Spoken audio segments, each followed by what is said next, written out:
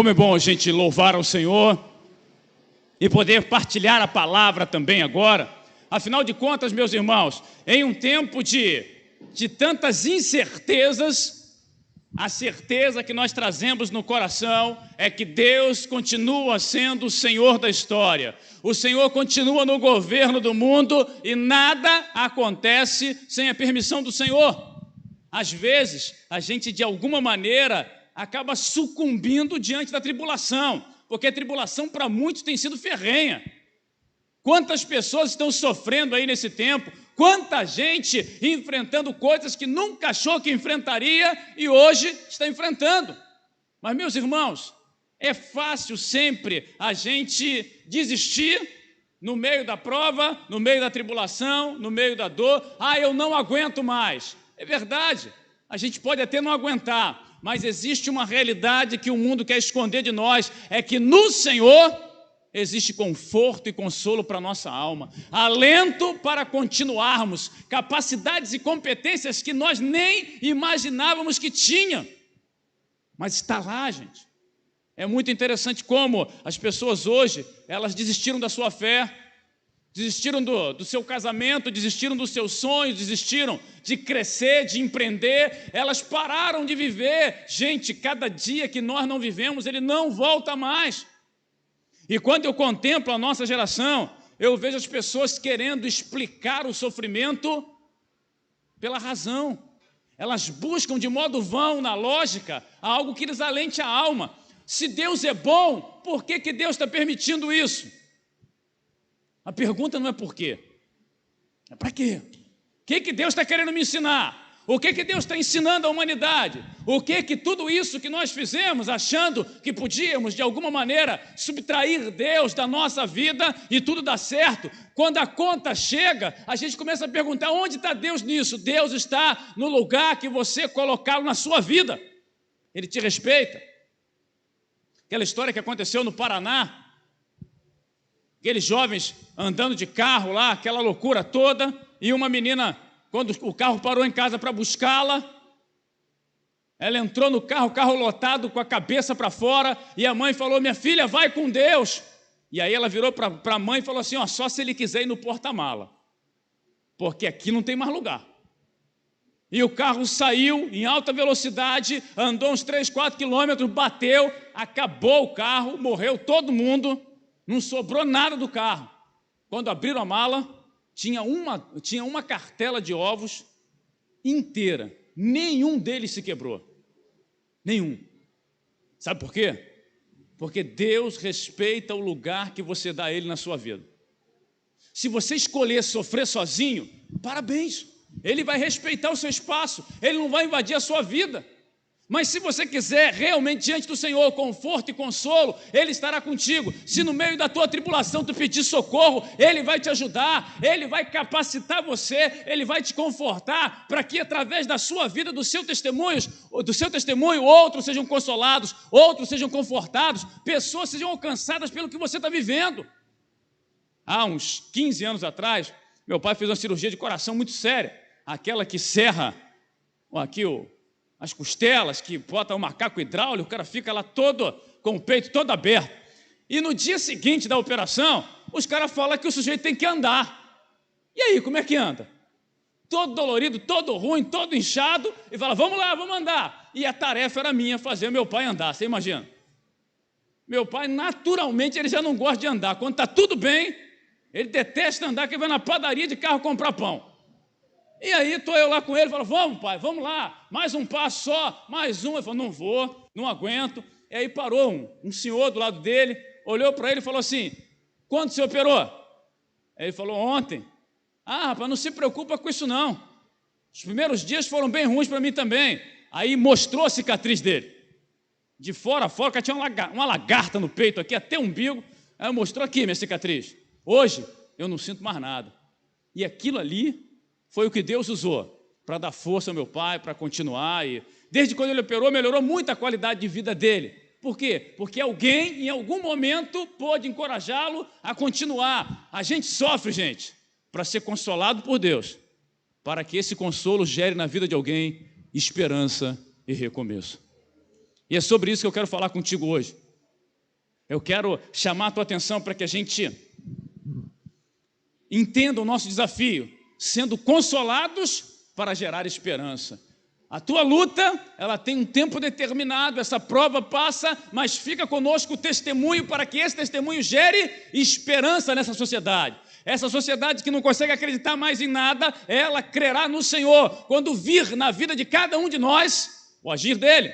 Eu te convido hoje a abrir a tua Bíblia aí no na segunda carta de Paulo aos Coríntios. 2 aos Coríntios, capítulo 1, a partir do versículo número 3.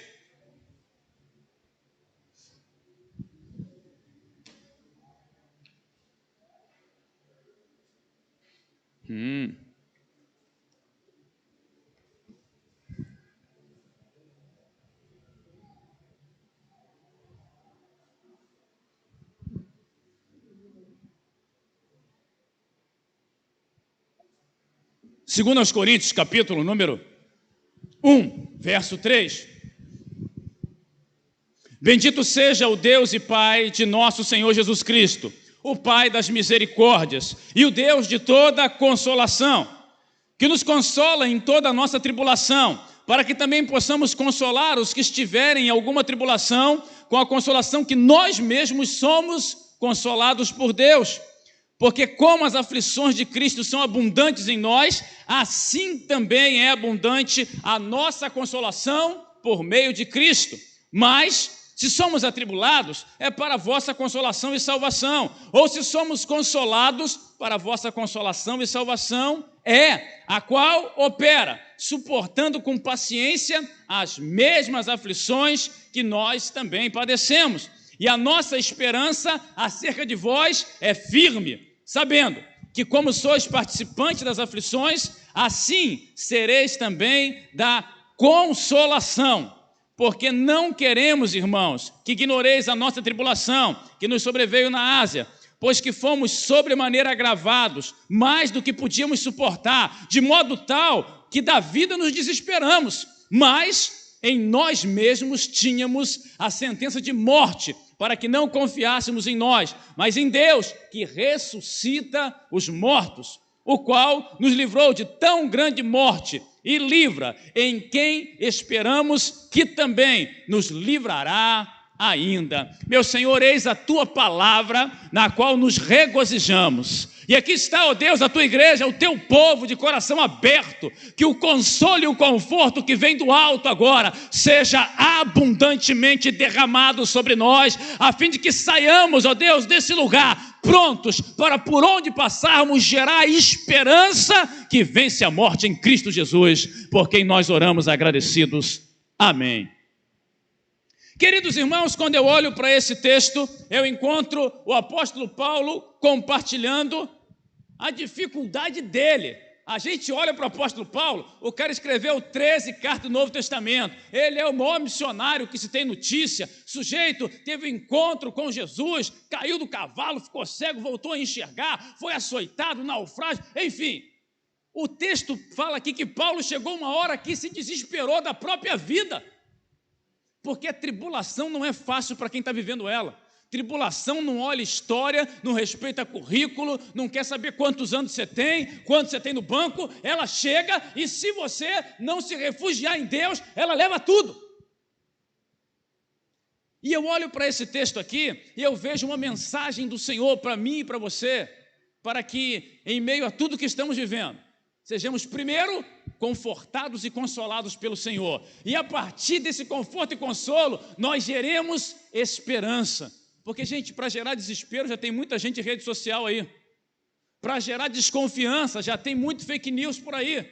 O nosso papel, gente, é gerar esperança, é gerar vida em Cristo Jesus, é falar daquilo que as pessoas não falam, porque elas não querem, elas querem ser politicamente corretas, elas não querem se expor. E essa noite eu quero dizer para você que está aqui, para você que está em casa, que há consolo para a tua alma, mas o consolo não é um fim em si mesmo, ele é uma ferramenta para que através desse consolo, pessoas tenham a esperança renovada, a vida refeita, ressurjam no meio das suas tribulações. O que eu preciso fazer então, pastor? Maravilha. Primeiro, lá no verso 3.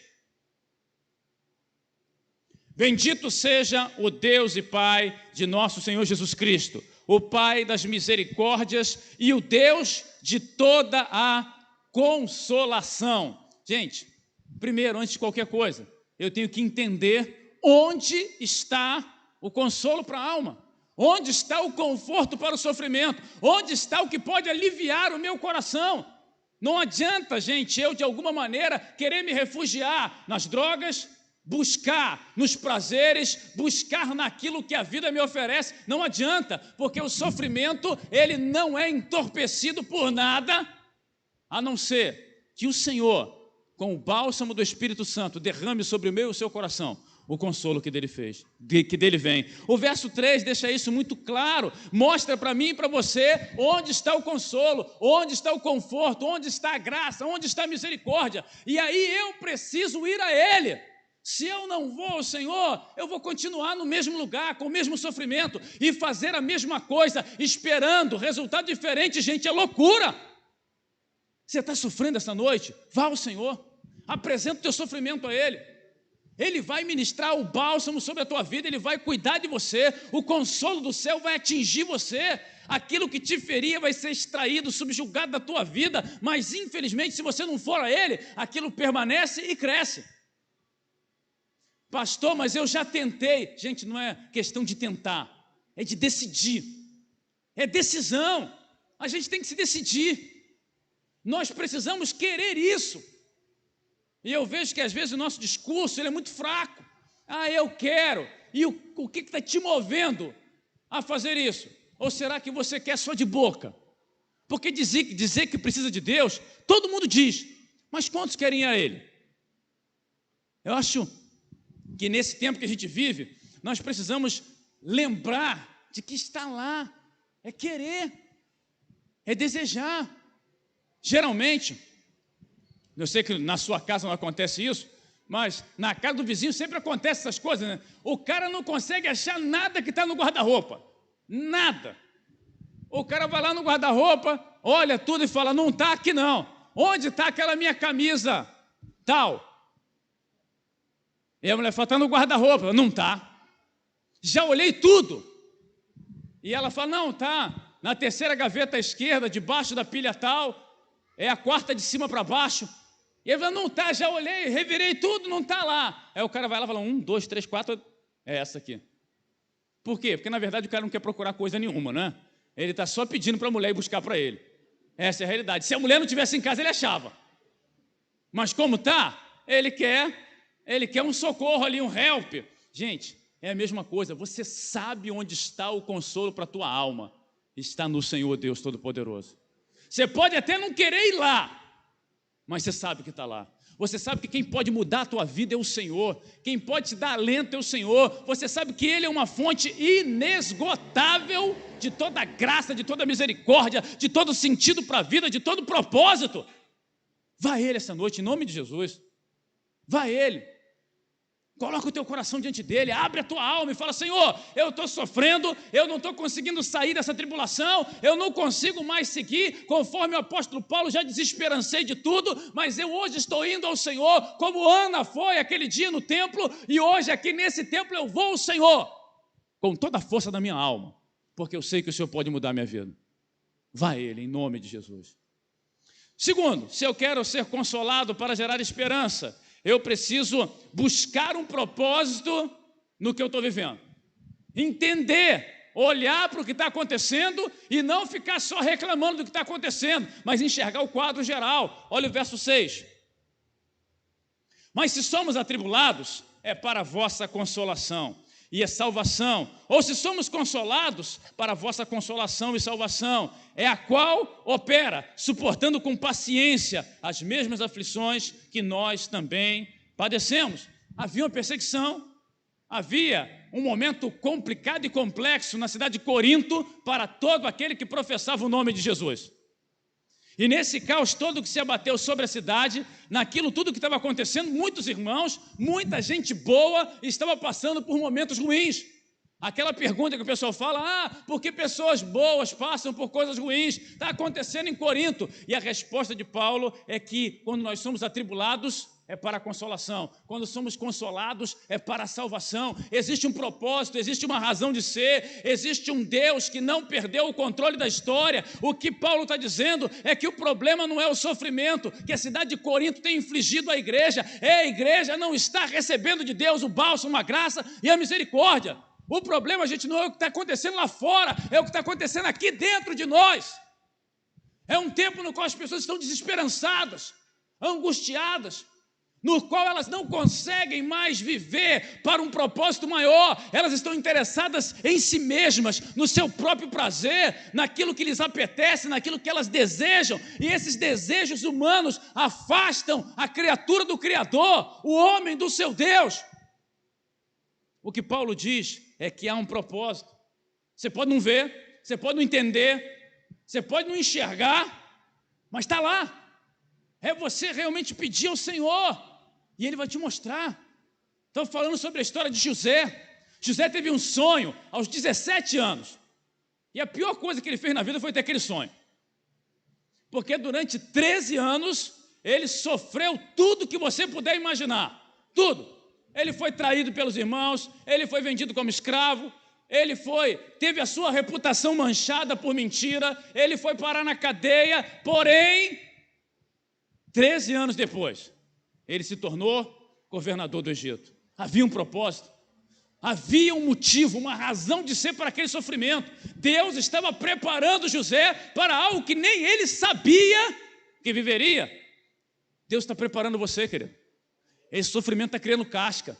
Essa dor está fazendo com que você ganhe experiência e tenha testemunho. Isso que está te abatendo, te fazendo chorar, está gerando na tua alma a capacidade e a competência para que você seja um campeão de Deus. Você vai chegar lá, se não desistir.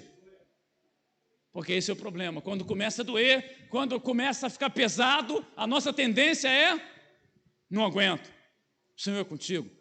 Ele ajudou o apóstolo Paulo, ele ajudou a igreja em Corinto, e ele vai ajudar a mim e a você a superar a tribulação, a vencer tudo isso aí, para que a salvação alcance aqueles que estão à nossa volta. O texto prossegue no verso 8. Verso 8. Diz assim o Senhor: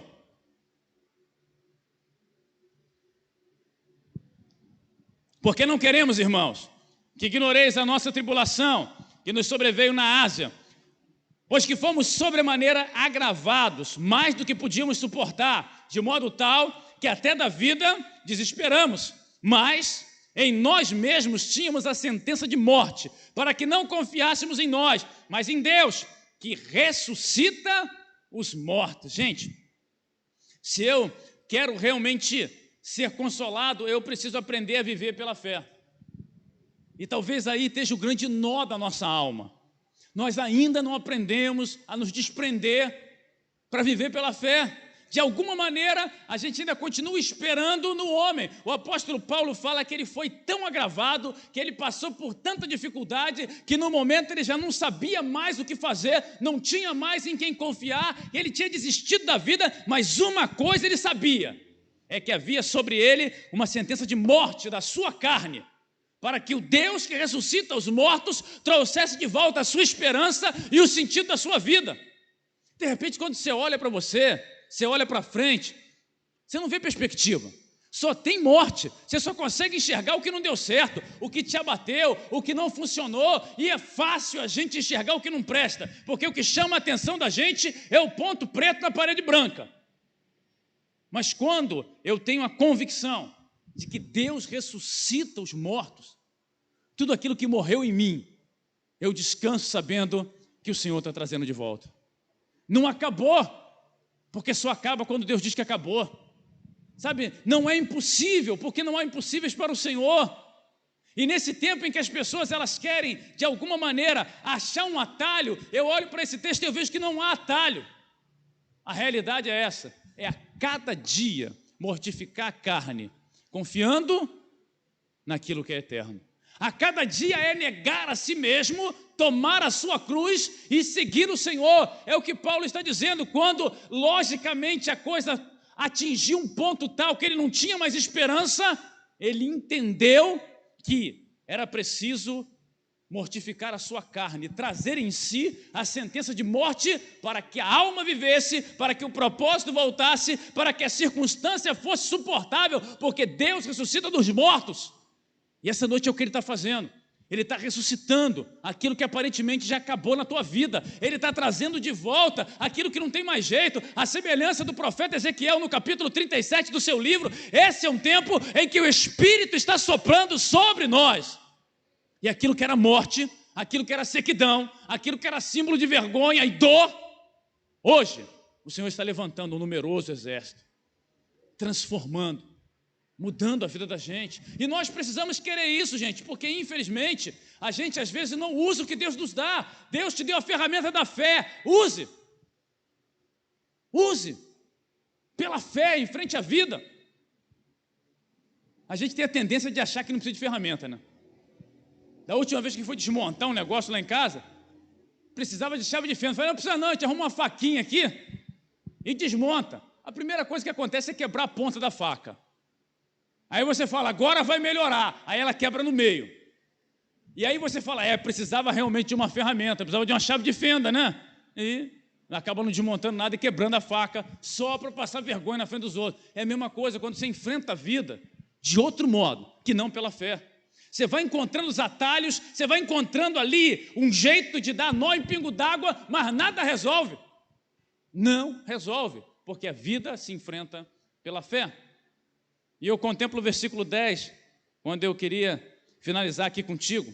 O qual nos livrou de tão grande morte, e livra em quem esperamos, que também nos livrará ainda. Gente, a gente só é consolado e confortado quando tem convicção de que fomos salvos. O que manteve Paulo em pé era a certeza de que o Senhor o livraria da morte. Mas não da morte física, porque por ela todos nós vamos passar. Mas da segunda morte, a morte espiritual, a morte para sempre. É dessa que o Senhor nos livra. E é interessante como a gente olha para esse texto e vê em Paulo uma convicção absoluta de que ele realmente havia vencido em Cristo Jesus a morte. E essa convicção nos faz continuar, gente. As ameaças vêm, mas nós sabemos que a morte foi vencida. As palavras contrárias vêm, mas nós sabemos que a eternidade com Deus é o nosso destino. O desânimo bate, mas a gente renova a capacidade de acreditar, porque a morte foi vencida na cruz do Calvário. Essa salvação é oferecida a todos os homens. Só que a gente às vezes acha que não é a hora, que não está pronto, que ainda não dá. Você precisa ser espremido mais quanto para abrir o coração para Jesus e ser confortado e consolado. Porque o que você precisar, Ele vai fazer, gente. Só que às vezes a gente não consegue se dar conta. O consolo já veio, o socorro já veio, o bálsamo já foi liberado, só que a gente não recebe, porque a gente quer um evangelho do nosso jeito. Nós queremos pegar o evangelho e enquadrá-lo na nossa vida, não. Aquele que está em Cristo, nova criatura é. As coisas velhas já passaram, tudo se fez novo. O evangelho me torna em Cristo uma nova criatura, e eu não vivo mais para mim mesmo, mas para o Senhor. Eu lembro de uma história. O cara veio para São Paulo e foi morar numa comunidade ali perto do rio Tietê. Ameaçou chover, já encheu o rio ali, né? E ele está lá, se converteu, feliz com Jesus, animado, estava, sabe, animadão, e ele começou a dizer para todo mundo, eu tenho certeza que Jesus me salvou. E todo mundo feliz com a mudança de vida dele, aquele negócio todo. E um dia começou a chover. Começou a chover e começou a encher. E aí o vizinho falou, aí, ô fulano, melhor a gente ir embora, hein? Vai encher isso tudo aí. E ele falou, Jesus vai me salvar. Não se preocupa não. Falou, tá bom, então fica aí, Jesus te salva, mas eu vou caminhando aqui porque o negócio tá bom para mim não. E foi embora. E foi enchendo. A água começou a entrar em casa. E aí, um outro vizinho passa correndo e fala, fulano, vamos embora, tá ruim aí. Não, Jesus vai me salvar. Daqui a pouco, chega o bote da Defesa Civil e o cara já está com água no peito já. E o cara vira assim e fala, vamos sair daí, vamos sair daí. Eu falo, não, Jesus vai me salvar. No final de tudo, o helicóptero joga uma corda e fala: rapaz, pega a corda. Não, Jesus vai me salvar. Morreu, cara, foi para o céu. Chegou no céu, ele encontrou o Senhor Jesus. Jesus veio de braço aberto e falou: vinde, bendito meu Pai, para o reino que você está preparado desde antes da fundação do mundo. E ele se alegrou. Ele falou: Jesus, eu não entendi uma coisa. Por que o Senhor não me salvou quando eu estava me afogando? Aí Jesus olhou para ele e falou: meu filho, eu mandei o teu vizinho, eu mandei o bombeiro, eu mandei um helicóptero e você não aproveitou a salvação. O Senhor hoje está lançando para a gente essa corda, para que a gente aproveite a salvação. Você pode sair daqui como se nada tivesse acontecido e continuar esperando algo diferente. A oportunidade é do Senhor, a decisão é sua. Você quer conforto para a sua alma? Você quer mudança para a sua vida? Você quer encontrar propósito e razão de ser? Abra o coração para Jesus essa noite. Onde você estiver no auditório, se Deus falou com você, esse é o momento de você se posicionar.